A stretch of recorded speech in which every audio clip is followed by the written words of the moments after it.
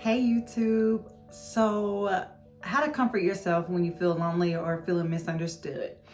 I am just going to share with you what I know about this topic because as someone who is a daughter of someone that has a parent that has a serious mental illness, I often found myself very misunderstood. And so growing up, I grew up with my grandparents and my mom. My grandfather passed when I was 6 years old, and so then it was just my mom, my grandma, and myself.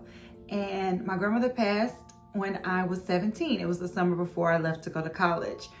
And it was at that time that my mom started really struggling with her mental wellness, and I really felt alone.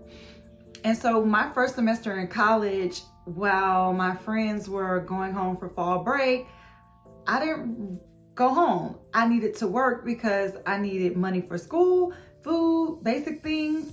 And then I also needed to be able to send my mom money to help her pay the bills because she didn't work. And I shared that because I felt very lonely and very misunderstood. I attended the University of North Carolina at Charlotte, and for holidays, people went home. Like they had a family to go to, or they had parents that were sending them care packages. And over the years, seeing that and not having it, you all, really made me, although there were tons of people around me, tons of people, fun, high, like to laugh, I still felt very lonely and misunderstood. And so I just want to share some of the tips that I use to change my life. So the very first thing I want to share with you is give yourself some grace, okay? Give yourself grace by honoring that you feel this way. You may feel lonely and misunderstood for different reasons than I did when I was going through, because I'm still kind of going through this because my mom's still diagnosed and she's alive. But for whatever reason you are feeling lonely, understand that it is a mentality. And loneliness can be so loud sometimes and so painful, where you have people that want to love on you and their situation may be different, and you may develop some type of jealousy or resentment towards them because you were wishing that your situation was different, and you're feeling angry or feeling sad, and you may be taking it out on people that are trying to be there for you. But just because their situation is different doesn't mean that they can't be there for you. And that was something that I had to understand, because I felt like you have your mom takes care of you, or your mom does these things for you, and you have a dad. Like, I felt a lot of resentment and anger, and I had a chip on my shoulder about it. And it caused a lot of loneliness internally. You wouldn't have known it because I do love to smile. I do love to love on other people. Thankfully, my pain didn't make me lash out on people, but it did make me shut people out. So I would treat you good, but I also wasn't treating myself well. Woo! It was bad, okay? And I'm sharing this because I want you to be better than me, faster than me, all right? So loneliness can be so loud. It can be painful. And loneliness can also make you do things that you would not normally do. Sometimes when you're so lonely, you may be turning to sex. You may be turning to drugs. You may be turning to sleeping all the time. I do highly recommend seeing a licensed professional if you are struggling and you feel like you are doing things that you cannot stop. I always recommend a licensed professional. But when you're doing things that you wouldn't normally do, I think it's a really big telltale sign that there needs to be some type of intervention. And it doesn't have to be an intervention where people sit you down. If you're watching this video, then you already know how you're feeling. Honor how you're feeling. Give yourself grace for how you're feeling, and take the necessary steps to be better. So, being that I was someone that felt really misunderstood, I would have plenty of people around me, still feeling lonely, I finally got into a space where I understood that it was my mentality. And I want to say it was Alanya Van Zant who talked about people trauma bonding. I don't remember what I was watching. I just feel like I heard her voice, or remember her voice saying something like this. But I might have been reading Tiny Buddha. I don't know if you've ever heard of that website, but I'll drop it below. But I might have been reading an article now that I think of it. And they mentioned how trauma bonding, how we trauma bond with people because, oh, you've been through this, me too. And we make connections with people that way. And then another piece to that really opened my mind was, you don't want to be comparing your trauma to someone else, like, oh, I've been through more than you. I've been through more than you. That's not healthy. That is not healthy whatsoever. And so once I realized that I was not moving in a healthy space, it helped me to recognize that I wasn't satisfied with how things were going in my life.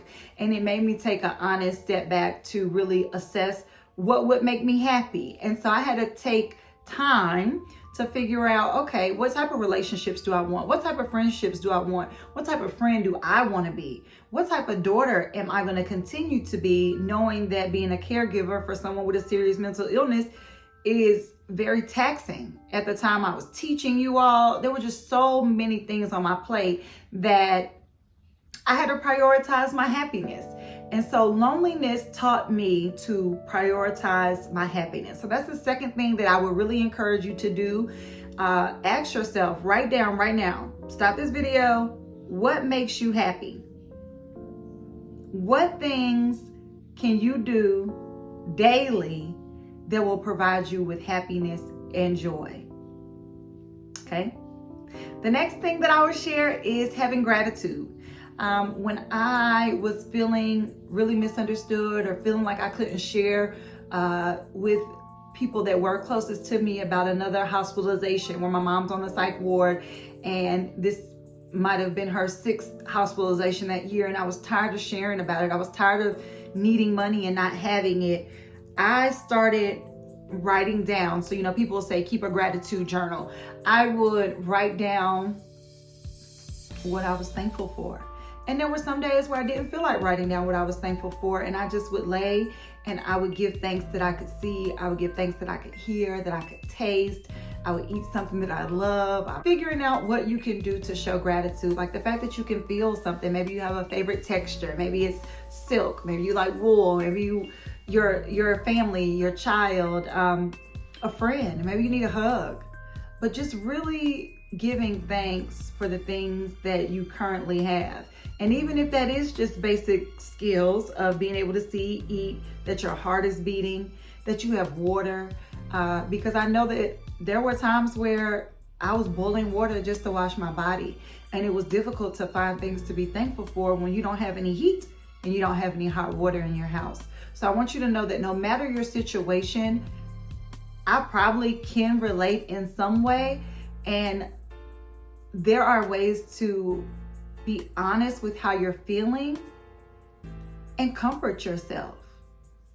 Sometimes that's making a difficult decision to separate yourself from certain people that are not a part of your happiness, or not providing you, or able to provide you with joy. And we're not mad at them because they can't bring it, because they got to make themselves happy. And they probably don't even know how to do that, let alone try to make you happy. So if you're feeling lonely, if you're feeling misunderstood, give yourself grace. Be honest with where you are. Do things that make you happy, from the smallest little thing. I like Ferrero Rochers. Baby, I'm buying myself some Ferrero Rocher probably every time I go to the store, because I deserve it, okay? Or to big things. My husband and I just got back from Los Angeles, California. We live on the East Coast. Taking a trip to another state is fun for us. So whatever, big or small, find your happiness. Lastly, practice gratitude. Give thanks for the small things that are present in your life. And know that this loneliness won't last forever, okay? And know that you don't have to compare your trauma or your bad situation with someone else's, because there's more for you. Not to sound fluffy or that you need to keep a happy journal, but you need to think on those things that do make you happy. Love and light to each one of you. Please subscribe to my channel. If there's anything that you were able to relate to in this video, please let me know. Drop it in the comments. Like, subscribe, share with a friend that you know may be struggling. I would love to share more. If there's something specific that you want more detail about, I would love to help. And until next time.